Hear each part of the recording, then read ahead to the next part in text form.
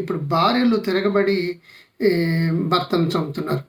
దీనికి 3 ప్రధానమైన కారణాలటువంటి ఒకటి ఆర్థిక స్వేచ్ఛ అండి. ఆర్థిక స్వేచ్ఛ స్త్రీలకు అప్పుడులా కాదండి. చాలా ఎక్కువ ఆర్థిక స్వేచ్ఛ అనేది వచ్చింది. మగాళ్ళ కంటే స్త్రీలు ఎక్కువ సంపాదించే పొజిషన్‌కి వచ్చారండి.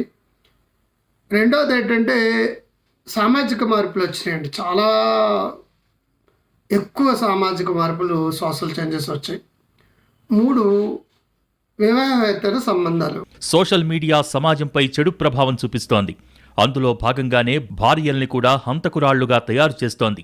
సోషల్ మీడియా మోజులో పడుతున్న భార్యలు ఇన్స్టా, ఫేస్బుక్, వాట్సాప్లో పరిచయాలు పెంచుకుంటున్నారు. ఎక్కువ మందితో మాట కలుపుతున్నారు.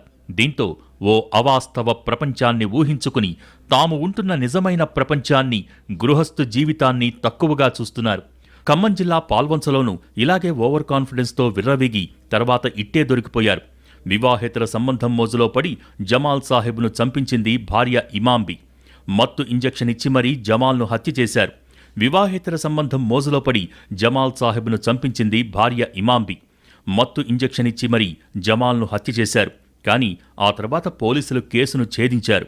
కిరాతకంలో కొందరు భార్యలు ఒలింపిక్స్ పరుగు పందెంలా పోటీ పడుతున్నారు.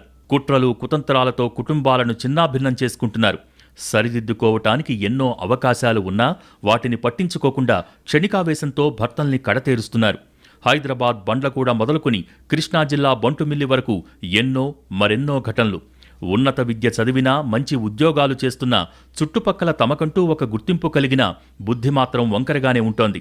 మంచి చెడ్డా తెలిసినా ఇతరులకు చెప్పే స్థాయిలో ఉన్నా, నేరము, శిక్ష, చట్టాలు, సెక్షన్లు తెలిసిన వారైనా కూడా బుద్ధి మాత్రం గడ్డి తింటోంది.